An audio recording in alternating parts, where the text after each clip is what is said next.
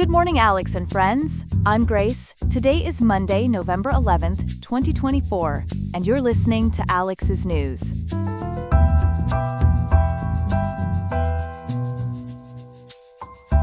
The high in Riverside today will reach 74.7 degrees, with a low of 53.7, making for a pleasant autumn day. Coming up on Alex's News, we'll explore how China's expanding naval capabilities might alter the balance of global power.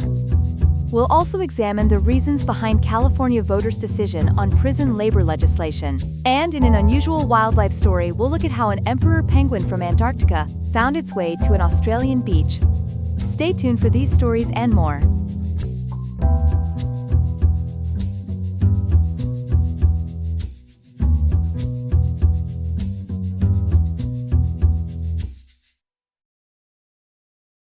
We begin with a significant development in China's naval capabilities.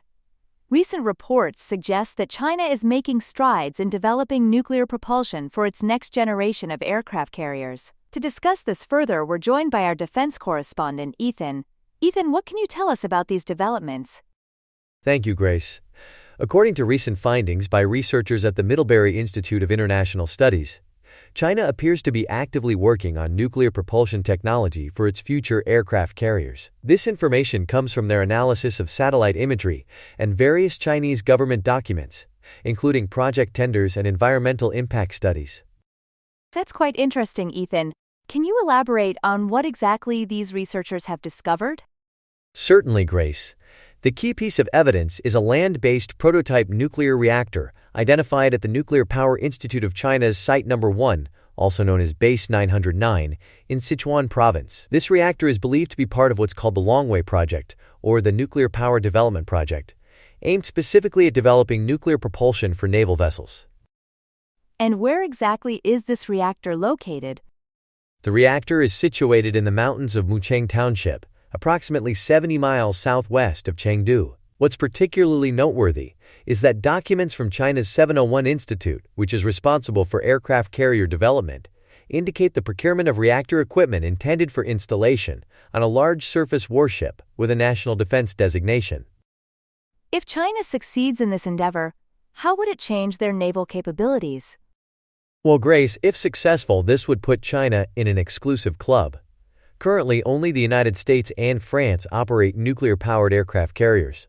The advantages of nuclear propulsion are significant. It would give Chinese carriers greater endurance and range, allowing them to operate for extended periods without refueling. There's also increased capacity for fuel, weapons, and other supplies due to reduced space needed for propulsion fuel. Additionally, it would enhance performance, providing power for advanced systems like electromagnetic launchers and radars. That sounds like a game changer. But surely there must be challenges in developing this technology? Absolutely, Grace.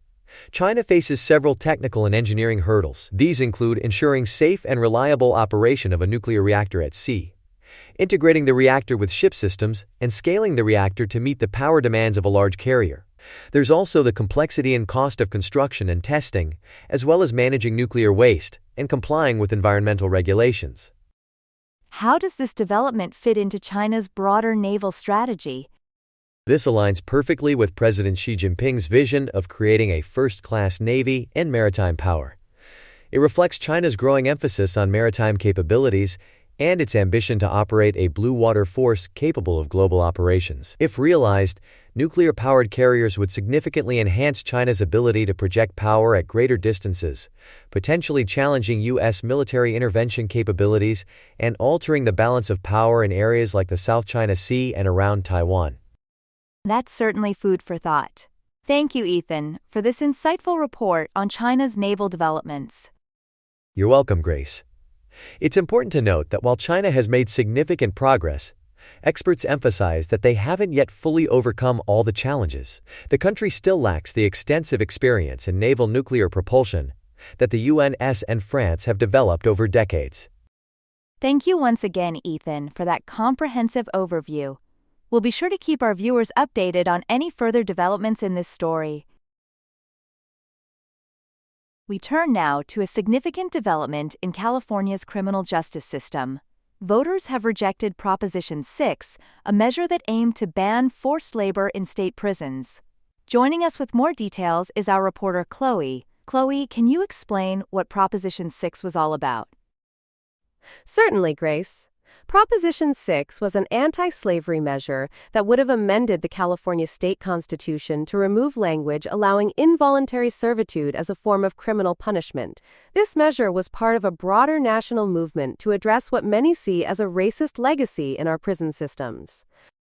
That's interesting, Chloe. How does California's decision compare to other states? Well, Grace, California's rejection of this measure actually stands in contrast to several other states. According to recent reports, states like Nevada, Oregon, Utah, and Alabama have all recently removed similar language from their constitutions. In fact, Nevada passed a similar measure with 60% voter approval in the same election. I see.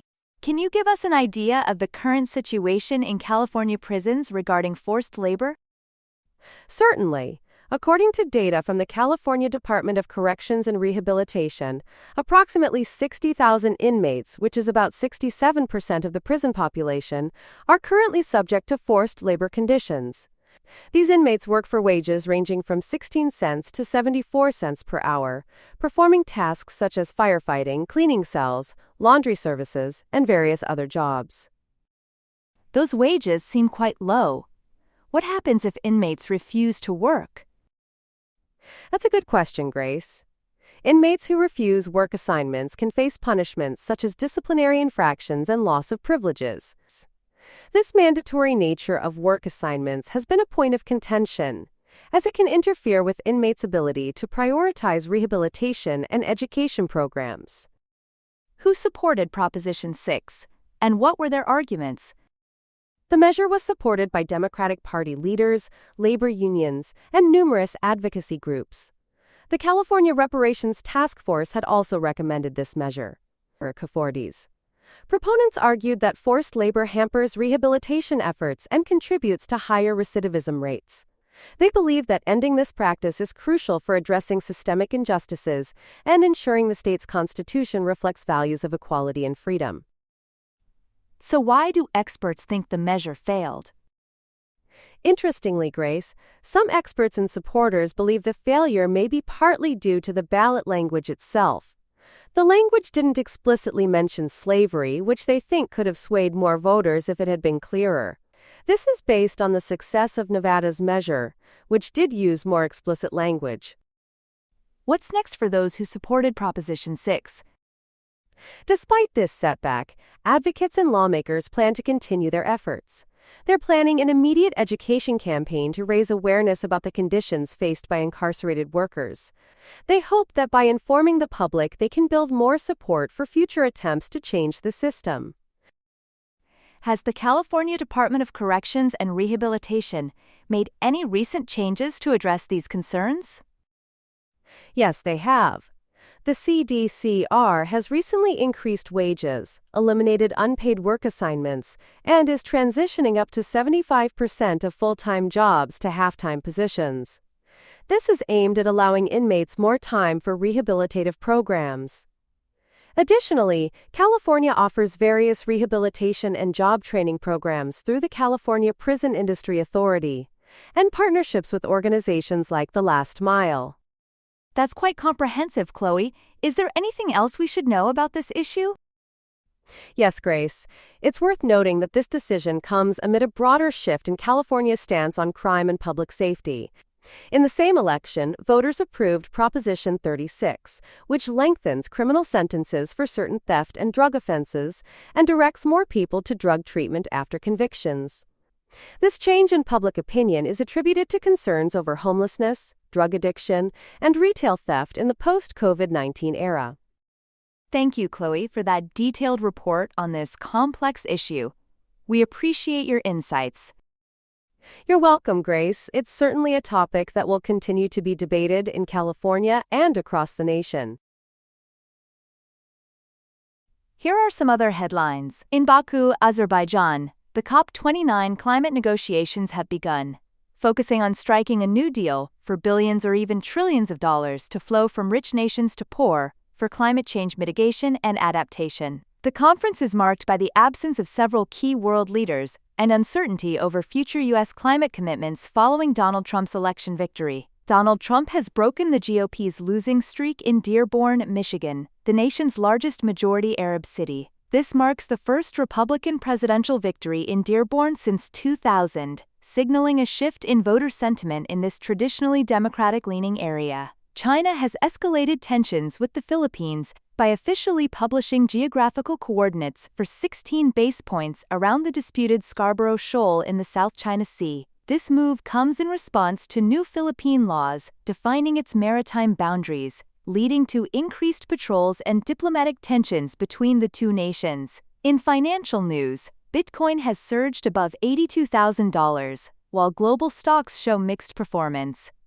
Asian markets declined, partly due to disappointment over China's 6 trillion yuan stimulus package. U.S. markets rallied on Friday, with the S&P 500 briefly crossing the 6,000 level for the first time. Fire officials in Southern California are battling the mountain fire in Ventura County, which has burned approximately 14,148 acres. Evacuation orders have been issued for several areas, and Governor Gavin Newsom has secured federal assistance from FEMA to support the response efforts. We have an extraordinary story to share with you today. An emperor penguin has been found on a tourist beach in Australia, marking a first for the country. To tell us more about this remarkable discovery, we're joined by our environmental correspondent, Ethan. Ethan, what can you tell us about this unexpected visitor? Well, Grace, this is indeed an unprecedented event. On November 1, 2024, just 10 days ago, an adult male emperor penguin was discovered on a popular tourist beach in Denmark, a town in southwest Western Australia. According to the Western Australia State's Department of Biodiversity, Conservation and Attractions, this is the first time an emperor penguin has ever been reported in Australia. That's fascinating, Ethan. How far has this penguin traveled from its usual habitat? It's an incredible journey, Grace. This penguin, which has been named Gus, has traveled approximately 3,500 kilometers, or about 2,200 miles, north of its usual habitat on the Antarctic coast. To put that into perspective, it's like a human walking from New York City to Los Angeles, and then some. That's an astonishing distance. How is Gus doing after such a long journey? Unfortunately, Gus isn't in the best shape, Grace. When found, he was in a malnourished state, weighing only 23 kilograms or 51 pounds. That's less than half the healthy weight for a male emperor penguin, which is typically over 45 kilograms or 100 pounds. He's currently under the care of seabird rehabilitator Carol Biddulph, with guidance from University of Western Australia research fellow Belinda Cannell. Poor Gus. What are they doing to help him recover, especially considering the warmer climate in Australia? That's a great question, Grace. To help Gus cope with the warmer Australian climate, which is vastly different from his Antarctic home, he's being sprayed with a chilled water mist. The rehabilitation team is focusing on improving his health, and they're also considering options for potentially returning him to Antarctica. It's good to hear that Gus is receiving such attentive care. Ethan, how unusual is it for emperor penguins to travel this far? While emperor penguins are known to travel significant distances within their Antarctic habitat, with some juveniles traveling up to 7,800 kilometers from their colony, finding one in Australia is highly unusual. Emperor penguins have occasionally been spotted in New Zealand, which is geographically closer to Antarctica, but Australia is much farther north. This seems like it could be related to climate change. Is there any connection? You're right to make that connection, Grace. This event is particularly significant in the context of climate change and its impact on emperor penguin populations. According to recent studies, if current trends in greenhouse gas emissions continue, almost all emperor penguin colonies could become quasi-extinct by 2100 due to the loss of usable sea ice. Emperor penguins rely heavily on sea ice for breeding, feeding, and molting, and climate change is causing significant reductions in sea ice coverage. That's a sobering thought, Ethan. What does Gus's appearance in Australia tell us about the challenges these penguins are facing? Gus's unexpected journey serves as a stark reminder of the challenges faced by this species, Grace. It underscores the potential for climate change to disrupt the natural patterns and behaviors of these iconic Antarctic birds. This event highlights the urgent need for conservation efforts to protect their habitats and mitigate the effects of climate change. Thank you, Ethan, for bringing us this remarkable story and its broader implications. We'll certainly be keeping an eye on Gus's recovery and the ongoing efforts to protect emperor penguins. You're welcome, Grace. It's a story that really brings home the far-reaching impacts of climate change on our planet's wildlife. Indeed it does. Thank you again, Ethan, for your report on this extraordinary discovery. That's all we have for now. Today's episode was made by Alexander King, with Claude Sonnet 3.5, the Perplexity API, and the Google Cloud Text-to-Speech API. I hope you have a great day. I'll see you tomorrow, Alex.